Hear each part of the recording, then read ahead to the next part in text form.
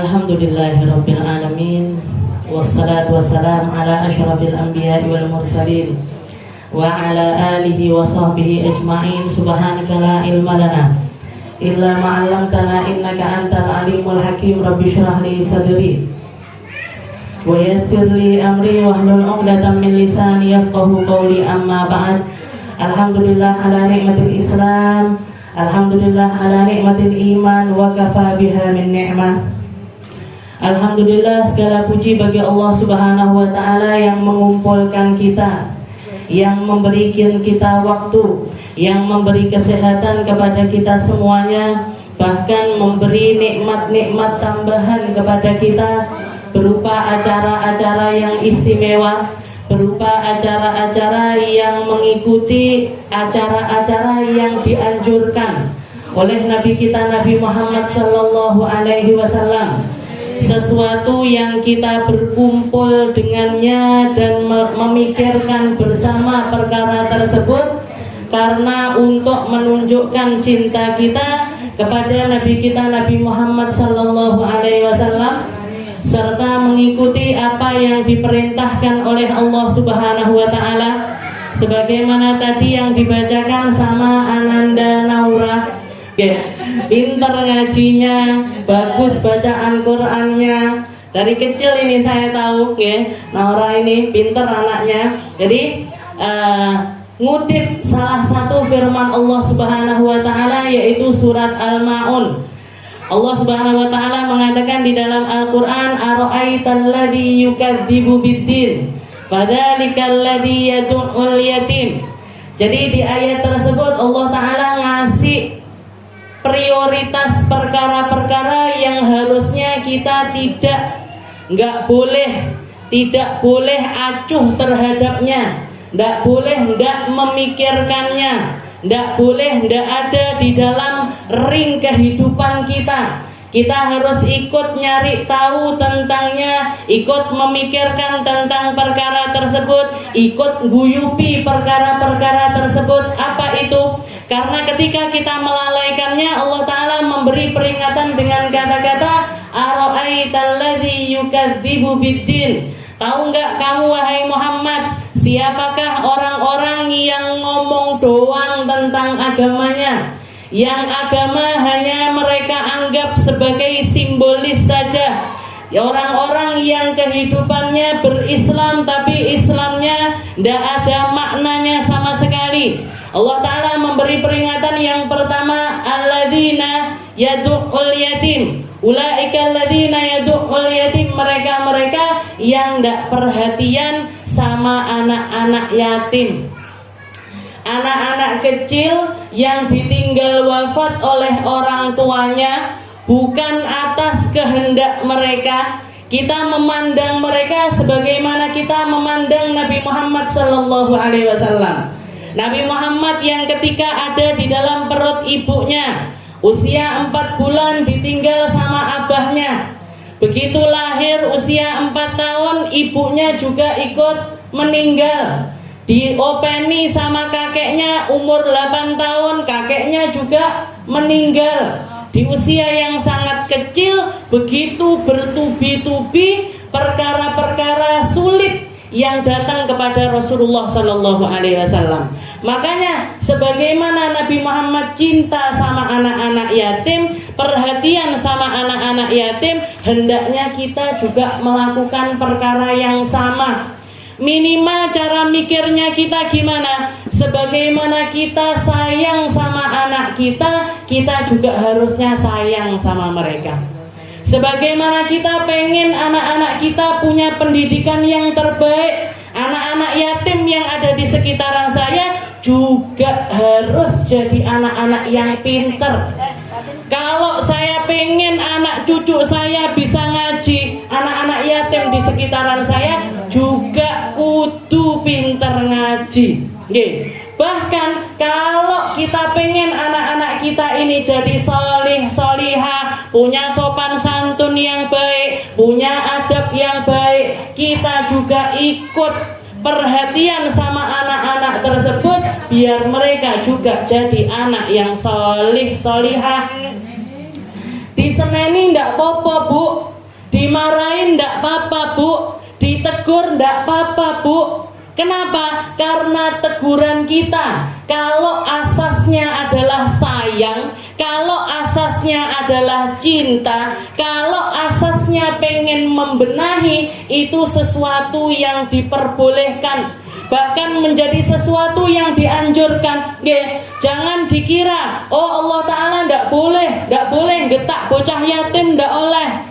Marahin anak yatim ndak boleh. Kalau marahnya itu karena sayang, karena cinta, biar anak-anak ini jadi anak-anak yang berguna, jadi anak-anak yang mandiri secara dirinya sendiri, maka kita ikut di dalam hal yang dikatakan oleh Allah Subhanahu wa Ta'ala, jangan kamu tinggalkan anak yatim.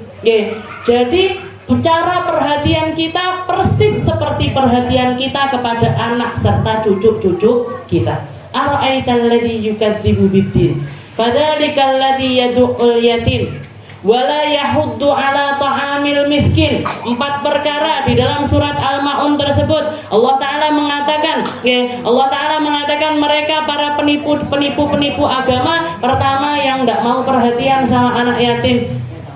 Jenengan pian semuanya, Masya Allah, selama setahun penuh diubengne kotak, bukan untuk dimakan, bukan untuk konsumsi, bukan untuk minum.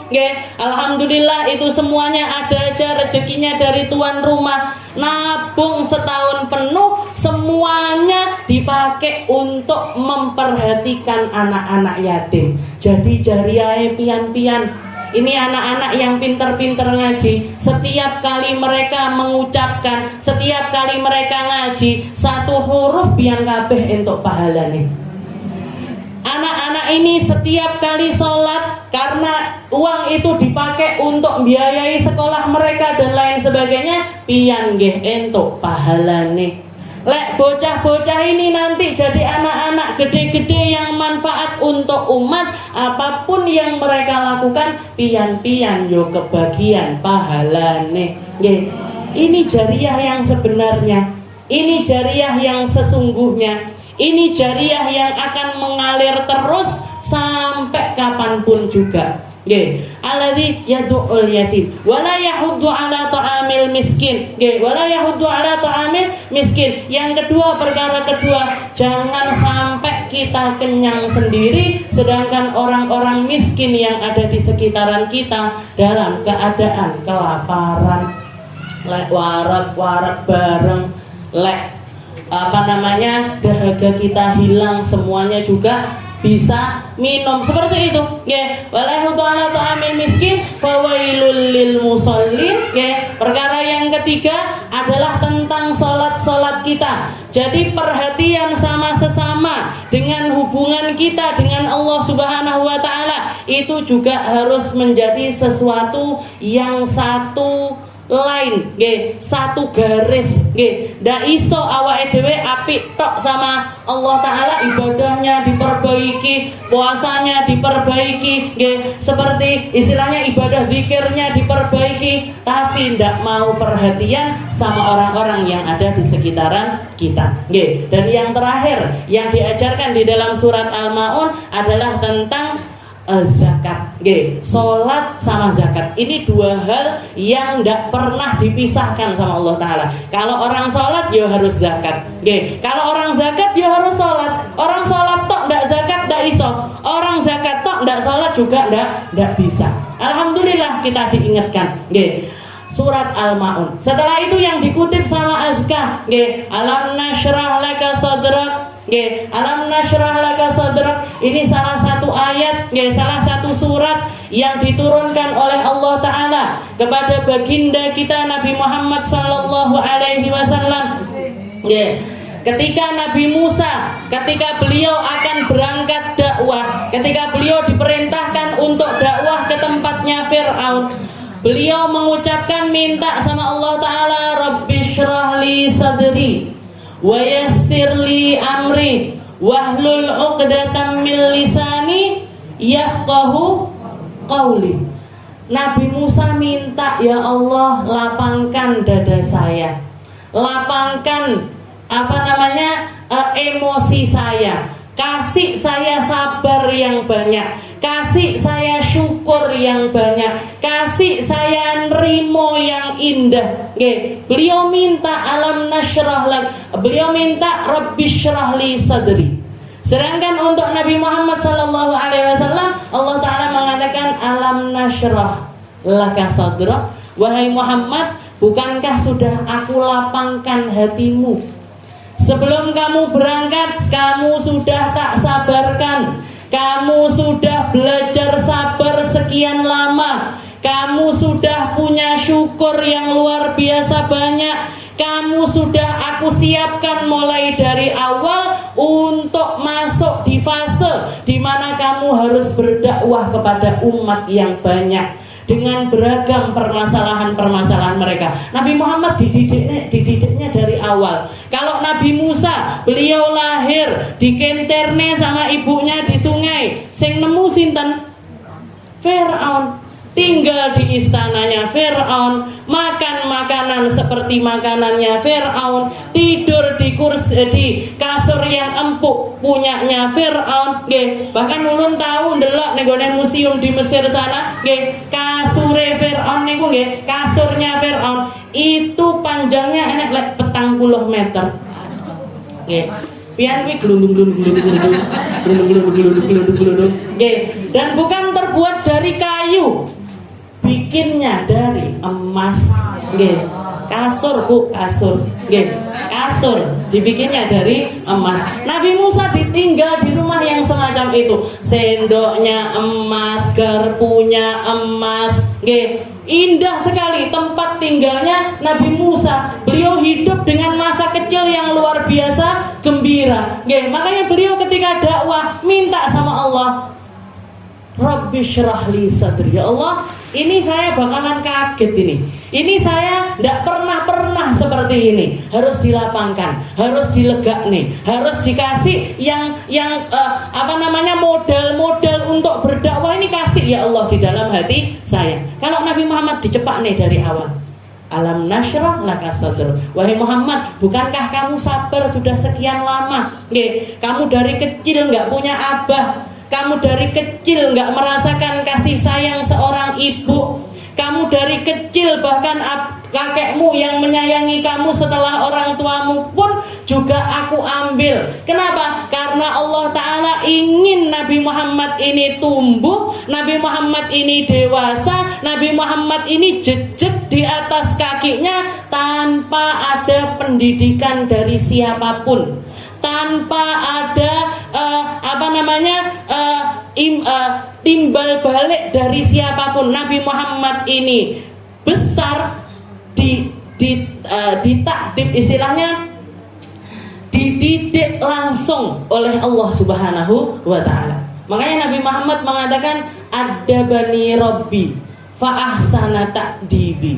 Saya ini dididik langsung sama Allah Ta'ala dengan pendidikan yang seindah-indahnya. Meskipun berat, meskipun sulit, meskipun terseok-seok. Nabi Muhammad dari umur 6 tahun kerja dewe, golek duit dewe sebagai seorang penggembala kambing. Datang ke juragan ini, kambingnya boleh ndak saya gembalakan? Oh boleh wahai Muhammad, gembalakan. Nyah, nanti ini buat jajannya, ini buat ngajinya. Nggak ada ngaji tapi dulu nggak enek sekolahan, nggak enek apa-apa. Jadi Rasulullah tiap hari gembala kambing, gembala kambing. Tapi yang melindungi Allah Ta'ala, yang melindungi Allah. Istilahnya ketika beliau akhirnya berpindah pendidikan di bawah asuhan kakeknya, beliau tahu diri, ini kakek saya, bukan orang tua saya. Mungkin makan minum saya, tempat tinggal dicukupi sama kakek saya. Tapi kalau untuk minta-minta, Nabi Muhammad tidak mau. Kalau harus ngadung nih tangan, minta uang jajan, minta ini, Rasulullah tidak mau. Tidak pernah mau Rasulullah. Makanya pamannya Nabi Abu Thalib mengatakan Muhammad itu dari kecil kalau tidak dikasih tidak pernah minta. Kalau tidak dicepak nih tidak pernah minta. Apa yang ada di depannya dimakan, Kalau ndak ada, beliau ndak pernah minta. Itu dari kecil. Umur 6 tahun gembalane kambing. Umur 9 tahun dilihat anak ini udah punya bakat untuk dagang. Diajak sama pamannya, ayo kita pergi ke Syam wahai Muhammad, biar tahu gimana caranya dagang, piye carane kulaan, piye carane ngeladeni konsumen, gimana caranya masang harga, gimana caranya diajarin kerja, Bu. Berarti apa? Berarti nggak masalah. Jangan kalau misalkan istilahnya didik anak-anak yatim, bahkan anak-anaknya pian sendiri, anak cucunya pian sendiri. Kalau kelihatan anak ini sukanya masak, dijak, ayo nak ini caranya ngiris-ngiris bawang gini, caranya motong-motong lombok gini, jangan dimanjakan terlalu pokoknya apa sing senengane apa yang jadi kegemarannya dia, ndak apa-apa kita dukung. Karena kita ndak tahu nanti gedene dia jadi apa. Nanti dia besarnya bakalan jadi orang yang bagaimana? Berapa banyak orang yang sekolahnya sarjana teknik akhirnya dodolan kelambi. Enak kok napa mboten? Akeh gitu. Akeh yang dulunya sekolahnya listrik akhirnya malah dadi bakul sego pecel, nggih enek, nggih akeh kian. Dadi sekolahnya apa, dadine apa?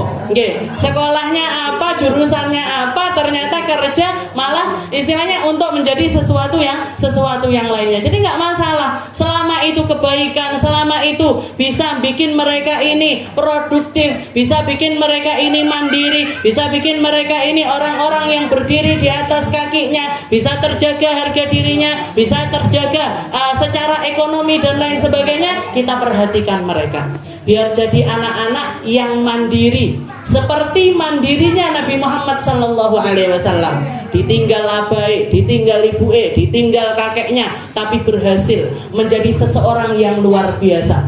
Sampai dikatakan ketika Fathu Makkah, ketika beliau memimpin ribuan pasukan memasuki negeri Mekah dari semua pintunya. Dari semua pintunya Mekah, pintu Mekah waktu itu ada 4 pintu yang bisa dimasuki. Semuanya dipenuhi dengan pasukan-pasukan berkudanya Rasulullah SAW. Salah seorang pemimpin Quraisy yang waktu itu baru masuk Islam, Abu Sufyan, mengatakan, ma'aqdoma mulka Muhammad, ma'aqdoma mulka Muhammad, ma'aqdoma mulka Muhammad. Ini anak yatim yang dulunya nangis kejer karena ditinggal ibunya, sekarang jadi orang yang luar biasa besar. Ini anak yang dulunya dihina-hina ketika awal dakwah di negeri Mekah, sekarang pasukannya banyak sekali. Ini diingat-ingat hal-hal yang semacam itu. Ditegur sama Sayyidina Abbas. Sayyidina Abbas mengatakan, innahu lanabi. Itu bukan cuman sekedar pemimpin pasukan, dia bukan cuman sekedar presiden, dia bukan cuman sekedar guru besar, dia bukan sekedar sesuatu yang bisa dicapai seorang manusia, tapi dia adalah nabinya Allah Subhanahu wa ta'ala. Jadi dia adalah nabi, dia adalah rasul, dia adalah utusan, utusan yang dididik ditempa sekian lama sampai menjadi seseorang yang semacam itu. Mungkin-mungkin anak-anaknya kita jadi anak-anak yang sukses dunia, sukses akhirat, jadi anak-anak yang pinter-pinter, jadi anak-anak yang solih-solihah, jadi anak-anak yang banggakan orang tuanya, jadi anak-anak yang banggakan keluarganya, jadi anak-anak yang membanggakan seluruh umat manusia. Ala hadhihi niyyah wa ala niyatin salihah wa ila hadratin Nabi Muhammad sallallahu alaihi wasallam bisiril Fatihah.